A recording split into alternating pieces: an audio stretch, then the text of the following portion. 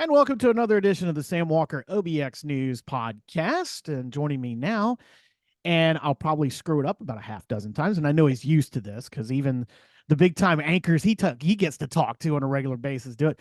Marc Polyem, say it for me just so I get it right. Polymeropoulos, you got it. See, Polymeropoulos. I had it. I practiced this that's all it. day.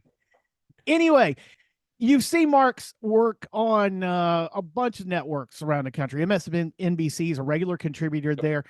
But what you may not know is that a lot of times when he's doing those live shots and those hits on the networks, he's doing it from right down the street. Marc is a longtime part-time resident of the Outer Banks, and Marc reached out to me actually, and I have to say, Marc is one of our founding members of Right. SamWalkerOBXNews.com, and I can't say thank you so much for that. And Marc and I have been communicating for a long time on Twitter, and Marc reached out to me because he was like, dude, I love what you do, and I want to be part of this. So, Marc, thanks so much for joining me. No, it's great to be here. I know we certainly have talked quite a bit. The Outer Banks is someplace that's very special to me. But one of the things that I love that you were doing is giving it a sense of community. And as I'm in my mid 50s now. I've kind of finished my U.S. government career. We can kind of talk about that Mhm. later. But I'm always looking for a place where I kind of feel at home. And the Outer Banks has that. So I love what you're doing. Happy to be on here, and you did pronounce my name correctly. And so it's only 14 letters. If my kids could do it, you could do it. Exactly. Yeah. Well, look, I 30-year broadcaster, you would think I still got to write out pronouncers for everything That's whenever I'm right. doing, especially PA during sports. That's one is like, you got to write stuff as doubt. Spell it phonetically, and you'll get it right eventually. So, Yeah. Marc, tell people if they're not familiar with you, your Sure. background professionally and things like that.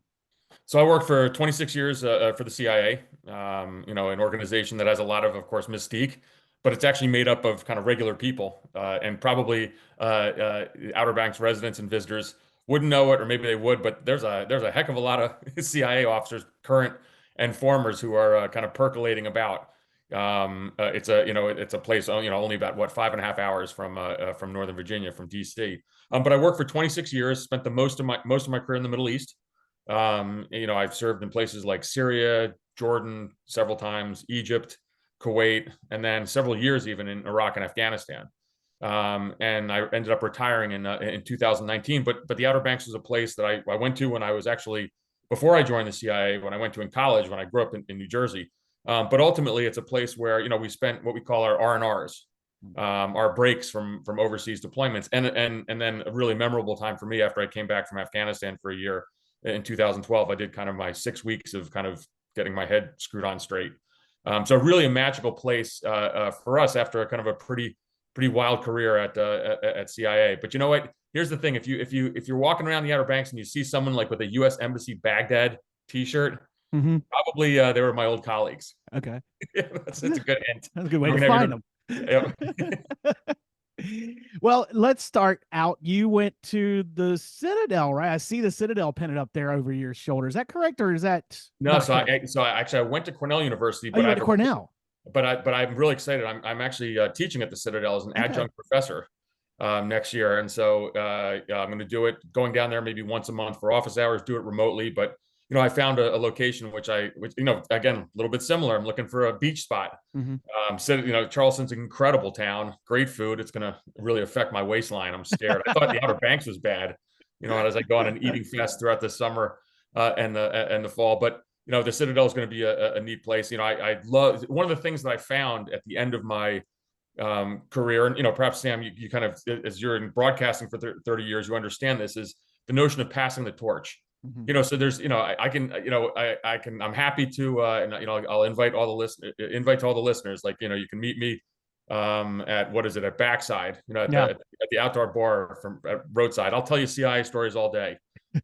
But the biggest thing, all kind of all of my, heroics or whatever, but nobody remembers that. The biggest thing I can do is pass the torch to the next generation, which is why I want to teach. Okay. And so that's what I kind of chose this school, and they seemed Mm-hmm. amenable, and I'm really excited about that. And perhaps you can understand that in terms of when you see kind of young broadcasters coming up. Mm-hmm. That's really important, I think, to pass the torch. Yeah, indeed it is. It indeed is. Even though we all yell at them, don't do this, don't get in this business right now. But at the same time, being able to do what I've done, which is shift from the traditional, Right. radio, TV, newspaper to switch to the digital media over the last decade, and now to switch into this independent media world and social media and all. It's really changed our industry to be able to do the things and do the hyper local reporting and things like that. So at the same time where we say don't do it, but at the same time it's really exciting time to be able to get into it because there's so many different avenues. Right. Right. Whereas what well, let's start with how you ended up here on the Outer Banks Sure. originally. You were at Cornell, which isn't that far when we think about it. I always tell people when I live on the Outer Banks, they're like, wow, that's so cool. I said, yeah, we drive a half hour to the grocery store because I live on the mainland. Right. I drive an hour to go here and there. It's part of that. But we are such a easy destination to get to. We talk about half the country lives within a day's drive of Right. us. And Yeah. that's one of the reasons why I guess the Outer Banks first appealed to you. So I grew up in New Jersey. So when I was up at Cornell, I remember when I got to be careful on this because my wife will be listening. But this is a girlfriend pre-spouse Uh-huh. from college. But I came down. I had a Jeep Wrangler. This is such a good story because I'm just such an idiot. I brought my Jeep Wrangler down to Kill Devil Hills, and what do I know? Do I air down the tires? Of course not. Nope. And out I drive, thinking I'm a badass, Mr. New Jersey, Mm-hmm, probably with my mm-hmm. aviator sunglasses and my girlfriend in tow, and boom, get stuck right there and just humiliating. And a local came by and, just kind of, and it's wonderful because they were friendly. They towed me out, but they also kind of gave me a little lesson, a little humility. Mm-hmm. And they said, you gotta take down the air in the tires. And I said, what does that mean? And they said, where are you from? I said, New Jersey.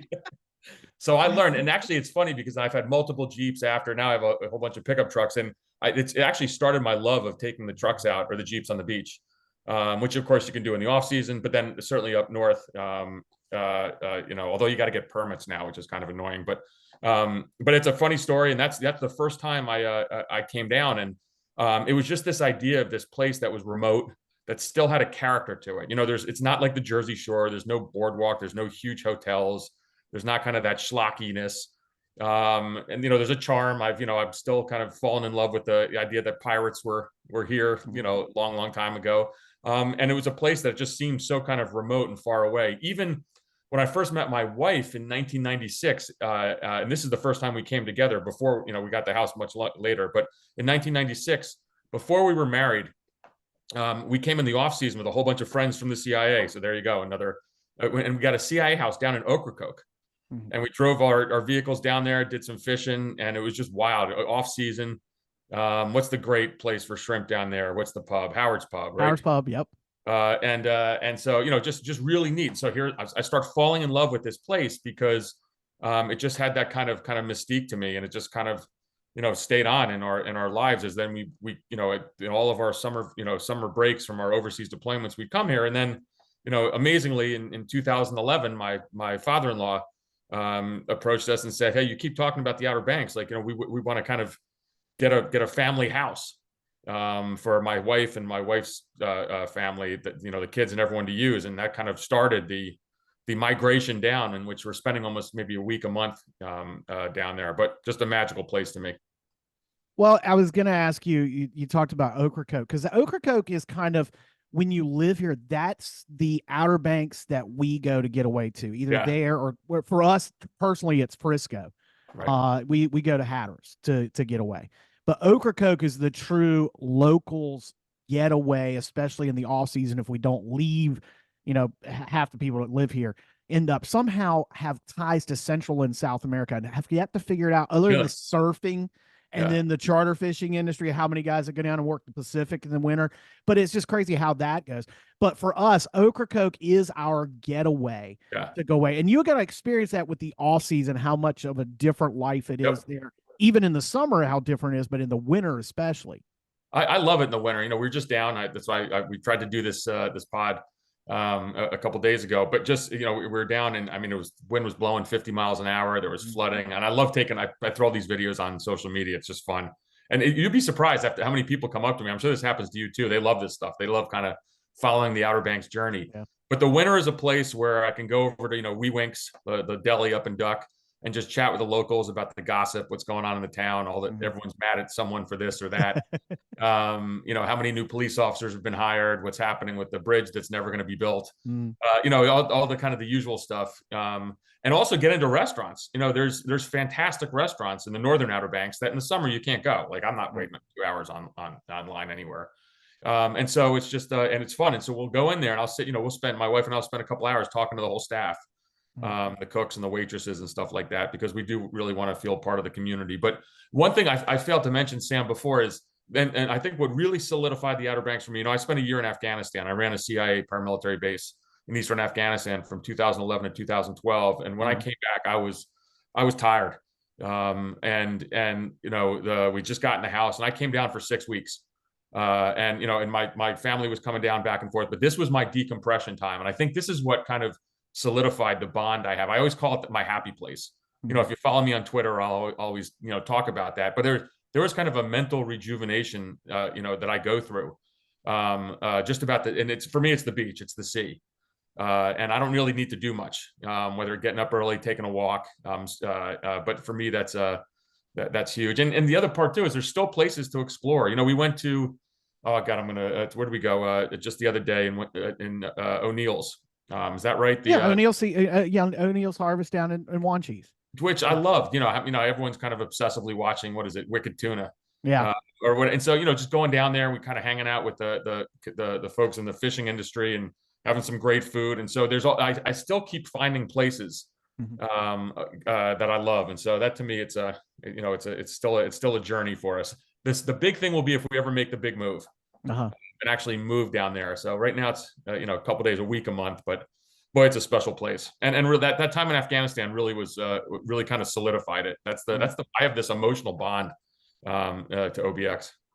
Well, you mentioned earlier about, the Jersey Shore and how that is and the Outer Banks. And one thing we talk about a lot of times with people who, amazingly, the people that live in North Carolina who've never been here, Yeah. and we tell them, look, this isn't Atlantic Beach, this isn't Carolina Beach. Right. If you want a beach that's got a boardwalk and amusement parks, this is not for you. You come here to sit on the beach and to climb Jockey's Ridge and watch the Yep. sunset, or drive to the Alligator River National Wildlife Refuge and go look for bears and things like that. That's Yep. the thing, the appeal we hear so much about with people about the Outer Banks. And then those who do come and say, oh man, this wasn't for me, and then they realized it was. It's amazing the stories that we hear all the time Yeah. about people who come here. And like you said, this is a place that you can still, as much as we have changed over the 30 years you've been coming here and the 51 years that I've lived here, Right. it's still that 100 miles of ocean shoreline and 100 miles of sound shoreline. That hasn't changed much. And that's probably our biggest appeal. And like you said, so many people use it as their getaway. I want to ask you, though, about Sure. how you've ended up with it being, you said about your happy place and Yeah. something that went on in your career. I got so many questions I want to ask you about CIA, Sure. especially. Yeah. We'll talk a little bit about, if you know anything about Harvey Point, we can get into that. And, and the farm up in Williamsburg we drive by all the time. We'll talk about that in a little bit. But what happened to you at the end of your career that really led you to make the Outer Banks your home as much as you do now? Right. So, look, I do a lot of stuff in the media now. I go on MSNBC all the time. As my son always says, don't worry, Dad, there's only 1 million people watching you Yeah, on no my big show. deal. Yeah, whatever. Yeah. They're my biggest critic. But what I don't talk about all that much, but it, certainly is something that was, obviously a big point of my life and my career, is that I had to retire in 2019. Mhm. Because in December of 2017, on a trip to Moscow, I kind of got jammed up by what is kind of called in the media Havana syndrome. Mhm. It's something where I experienced some kind of attack, presumably by the Russians. But I was in tremendous shape, at the top of my game, physically, mentally. A senior intelligence service officer, I was kind of destined to go up to the 7th floor of CIA. So I was in perfect health. And something happened to me there where I just suffered incredible vertigo, headaches, brain fog. I couldn't drive for a while, and it was kind of a year or two, even more, of really kind of debilitating conditions that caused me to retire. Now, a lot of that recovery, of course, took place down in the Outer Banks as well. I was treated at Walter Reed's National Intrepid Center of Excellence. I was diagnosed with a traumatic brain injury But in the treatment, even, they always were saying, you have to find a place, a refuge. Always think about they visualize a place that makes you happy. That's pretty easy for me. And I have the actual the visual in the Outer Banks, either at the shore at Duck, or even sitting in our house where we have this kind of there's trees everywhere, and so but it caused me to years of recovery. I'm much better now, but spent a lot of time in the Outer Banks, and the other part of that too is Virginia Beach obviously is the home to naval special warfare. The SEAL teams, and there's some doctors there who I would go to treat treatment for traumatic brain injury, and I would actually just come stay down at the Outer Banks and just kind of commute back and forth to Virginia Beach, which the drive in the off season is not bad at all. And so yeah, the Outer Banks played a pretty significant role in my recovery. I'm feeling much better now, but again, having that notion of the happy place, just visualizing somewhere where you have some peace. Even if you're not feeling well, and I was suffering from pretty bad, debilitating vertigo and headaches. But there's something about coming down. Even now when I'm not feeling great, we go down to Duck, and all of a sudden I feel better. I was telling this to my wife the other day. I'm like, I don't know, maybe it's some environmental thing in Northern Virginia.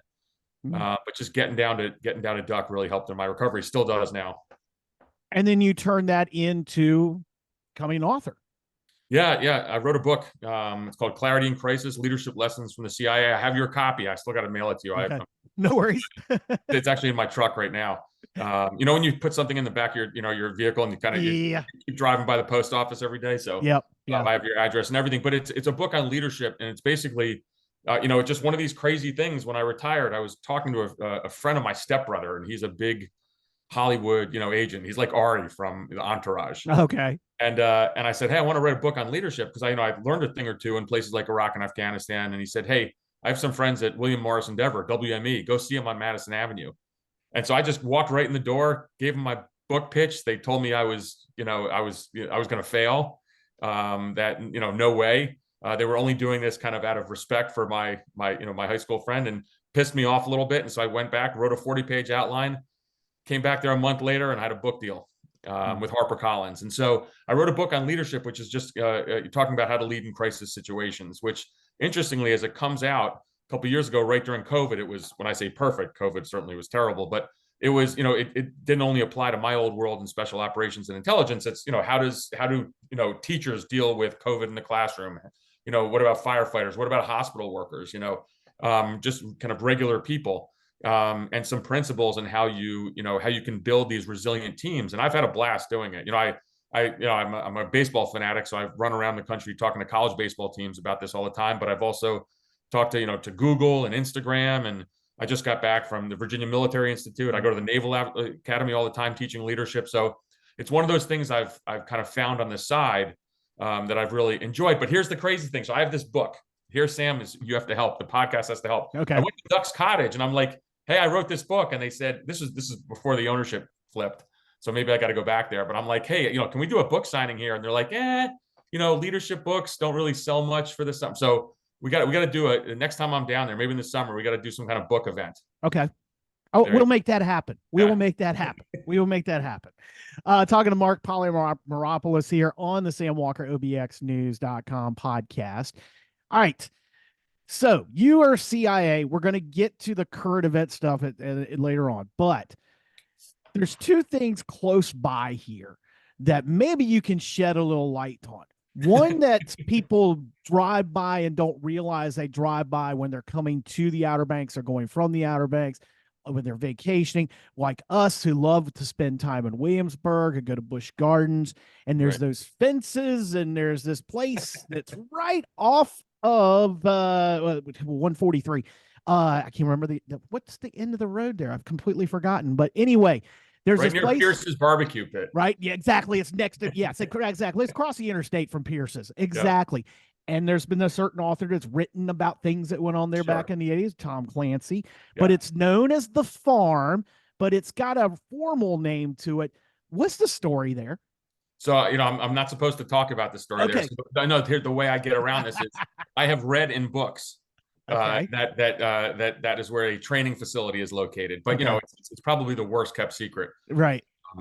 Anywhere. But it's, I think it's I will just say that Williamsburg is a place I got to know very, very well.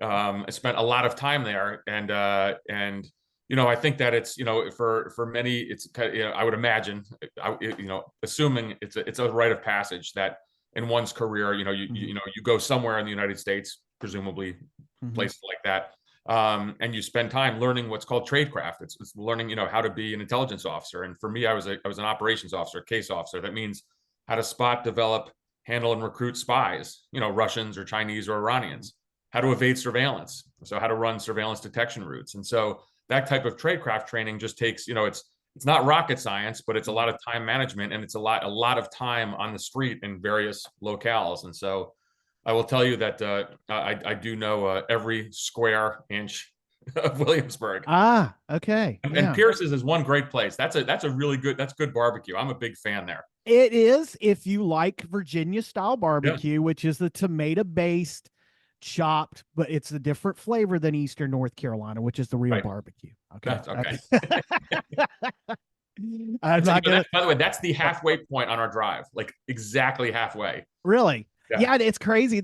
Yeah, because that was about halfway when our boys went to Fort Union Military Academy. So that was roughly halfway is Yeah. Williamsburg. So yeah, we would meet at Pierce's occasionally with folks to pass the kids off and things like that. So yeah, Pierce's is on my must whenever I ref a lacrosse game in There you go. Williamsburg or got a tournament. I got to hit some Pierce's and some fries and load up there. So, uh, now the other question I have is something that we have here. Maybe you can shed a little bit of light, not much light, but over in Perquimans County, there's this place called Harvey Point. Now, Harvey Point has a very, very well known, a lot more well known than people realize, uh, point in history now, very recent history. But it's a place where we sometimes will blame those weird explosions and booms, the Seneca guns as we call them, on. But it's down in the southern tip of Perquimans County on the Albemarle Sound, but it's known as Harvey Point, and it's not much that you will ever know about it because it's pretty protected. So I will say, once again, it's as I've heard that there's some interesting things that go on there. I guess the only thing I could tell you is that I've blown up some things in my time Aha. at Harvey Point. But one of the great things about that facility, U.S. military facility, just leave it at that, is for whatever reason, for years and years, the food was great there. They had Ah. locals come in, Mhm. and it would be just fried everything. And so Of it was course. absolutely delicious. So as you're off kind of blowing stuff up, you know that you're going to get well fed. You got to, the good chow in your belly. But there's and if you kind of Google Harvey Point, I think things come up now, Yeah. particularly about the Bin Laden raid as well. Yes. If you Google it, the way those of us who worked kind of in the weird world of special operations and intelligence. So when someone asks me the question, I say, like, if you Google it, I can reference Hmm. what you're saying. But what that's again, when you think back on one's career, there's kind of interesting little anecdotes and landmarks like that. Right. And so certainly familiar Well, with and these locations. you talked about your career in the CIA and how many people spend their time here on the Outer Banks who Right. are DC centric, who Yeah. are the movers, the shakers that you see on television all the time, but it's just as much behind the scenes or in the clandestine services that spend time here. Whether we see the license plate for the diplomats coming through all the Right. time, Right. right through Curry Tuck and getting pulled over. So Sam, I'll tell you that the old friends of mine from Naval Special Warfare, they come down a lot too. There's a lot of special operations folks down there. But literally just a couple of months ago, we're walking down the street in Duck, and I ran into two former FBI agents who I'd worked with over Wow. the years, and they said they had just run into some former agency folks. And so Mhm. it's the kind of place where I think that people have that. Again, I think sometimes we don't realize we get spoiled, but it's gorgeous there. Mm. It really is nicer than I don't know, Ocean City or some other places, or Jersey Shore. It's a little schlocky, but Outer Banks has that kind of special magic. My stepbrother, in fact, is an ER doc in Brooklyn, New York. Mhm. And a couple of years ago, he said, "Hey, I want to come down." And he actually went down. They rented a house down where in Avon. He went crazy. He loved it, and he's been coming down ever since. That's a drive. Right. Yeah, it is. Gets little kids, but you know what? Because he said, I've never seen a place like this. And Mhm. so what do? He goes off fishing, during the day, comes back, you cook the fish. There's nothing around. no one gets dressed up anywhere, even if there is any restaurant. I mean, the nicest restaurant in the Outer Banks, you can still go in wearing shorts and flip flops. Right. So Yeah. Well, that's why we love this place so yeah, much. All right, let's get into some of the current events sure. because you're all regular, like we said on MSNBC, talking about these different things, and so much is happening, whether it's Ukraine, whether it's here domestically. Right. I want to start with the most recent situation, which is the passing away, the death of whatever, the murder of Alexander Navalny Right. over in Russia, because you have spent so much time over in Russia and have intimate knowledge of the situation there. What does this mean for going forward here now, and just this latest layer of this whole Russia USA thing? Sure, sure. I mean, I was on, Morning Joe on MSNBC 2 days ago for about 45 minutes talking about this, because the Munich Security Conference, it was occurring when this happened. The Munich Security Conference being kind of a gathering of world leaders and intelligence officials, diplomats, the media, every year in Germany, and of course, that's the exact timing when I would say that Putin killed Navalny. So, what does this ultimately mean? Well, first of all, it's a sign that, elections are coming up in March in Moscow, in Russia, sorry. Mm-hmm. And Putin is kind of telling the Russian people that there is no post-Putin Russia. He is it. This has turned into a full-on kind of dictatorship autocracy. Many people don't realize back in the 2011, 2012 time period, there was actually more freedom of press, Mm-hmm. of dissension in Russia. There were a lot of American journalists there, a lot of Americans there. And so ultimately, the place has changed really for the worse. So he decided he could do it. He could get away with it. I think, he thinks that Russia is on the rise because he sees the political dysfunction here in the U.S. and the lack of any kind of U.S. aid package. There's a $60 billion aid package for Ukraine that is kind of stuck.